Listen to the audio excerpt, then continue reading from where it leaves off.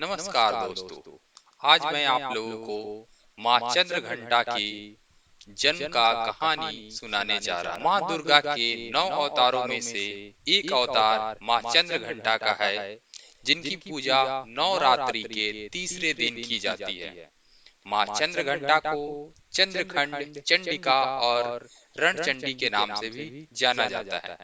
इनके माथे पर घंटे के आकार का अर्धचंद्र है, इसलिए इन्हें चंद्र घंटा कहा जाता है। देवी पार्वती पहाड़ों में पैदा हुई और इसीलिए इन्हें शैल पुत्री के नाम से भी जाना जाता है। माता पार्वती पर्वतराज हिमाचल और रानी मैना की बेटी है, इसलिए माँ पार्वती पूरे ब्रह्मांड में शैलपुत्री के नाम से जानी गई। माँ पार्वती को शंकर भगवान बहुत पसंद थे और इसीलिए माँ पार्वती ने अपना पूरा जीवन भगवान शंकर को समर्पित करने और उनसे विवाह करने का संकल्प लिया। माँ पार्वती हमेशा अपने इस संकल्प पर दृढ़ रही। उन्होंने लगभग 5000 वर्षों तक भगवान शिव की तपस्या की थी। जब भगवान शिव की पहली पत्नी माता सती यज्ञ कुंड में कूदकर अपने प्राणों की आहुति दे दी थी, उस समय शंकर भगवान काफी क्रोधित हुए थे और सोचे थे कि वह अब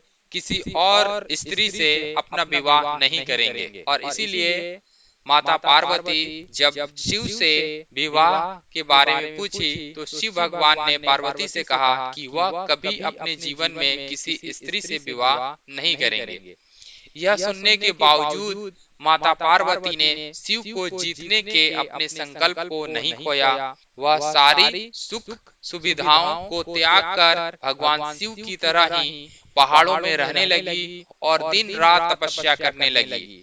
इस कारण उन्हें ब्रह्मचारिणी देवी के नाम से भी जाना जाता है, क्योंकि वह ब्रह्मचर्य जीवन जी रही थी, पहाड़ों में रह रही थी, किसी से कोई लेना देना नहीं था, कोई सुख सुविधाएं नहीं उठा रही थी, इसलिए इन्हें ब्रह्मचारिणी भी कहा गया।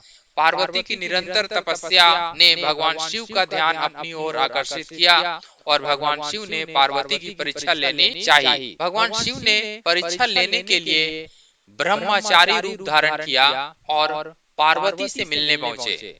उन्होंने पार्वती के सामने भगवान शिव की बहुत बुराई की और कहा वह नागधारी है, विषधारी है, वो सभी सुख सुविधाओं से अलग है, वैराग्य है, उसके जीवन में कभी सुख नहीं है, आप उनके साथ कभी सुखी नहीं रह सकती, आपको हमेशा दुखों का सामना करना पड़ेगा। यह सब सुनकर माँ पार्वती उनकी एक न सुनी और उन पर क्रोधित हो गई। उनके क्रोध को शांत करने के लिए भगवान शिव अपने असली रूप में आए और उनकी तपस्या से खुश होकर माता पार्वती को पत्नी के रूप में वरण किया, यानी कि स्वीकार किए। लेकिन पार्वती ने शिव से उनके घर आकर पूरे विधि विधान से विवाह करने का आग्रह किया, जिसके कुछ समय के बाद भगवान शिव और पार्वती के विवाह का समय आया तो भगवान शिव कुछ ऐसी बारात लेकर पहुंचे जिसमें भूत, तपस्वी, ऋषि, अघोरी, राक्षस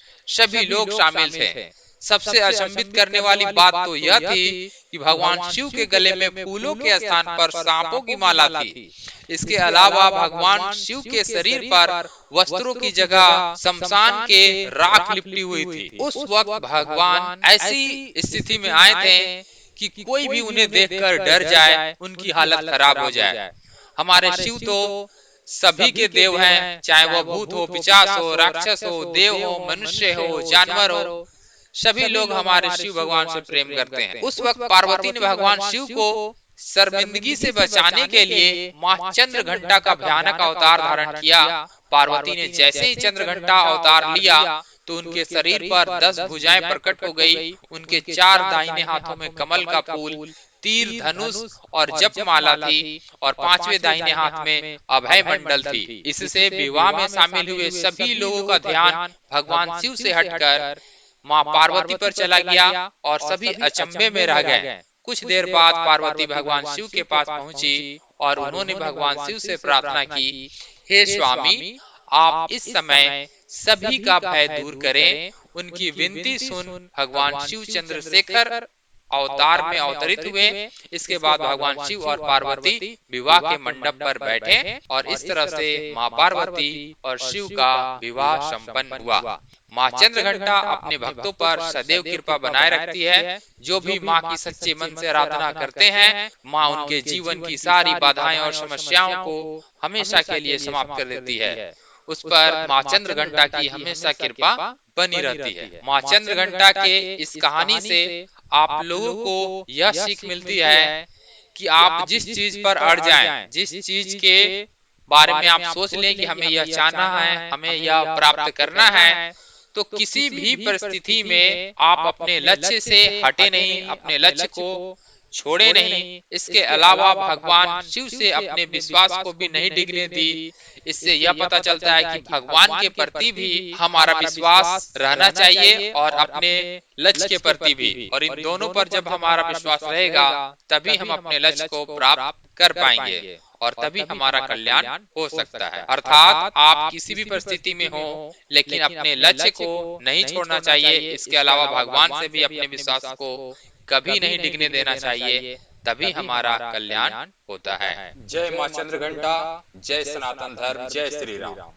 आज की माँ चंद्रघंटा की कहानी समाप्त होती है। आप लोगों को हमारा वीडियो अच्छा लगा तो इस चैनल को सब्सक्राइब करें और सनातन धर्म के इस तरह की कहानियों को सुने और अपने बच्चों को सुनाएं तथा उन्हें मोटिवेट करें और अपने अंदर सनातन धर्म के प्रति जागरूकता लाएं। जय हिंद, जय भारत, जय श्री राम, सनातन धर्म की जय।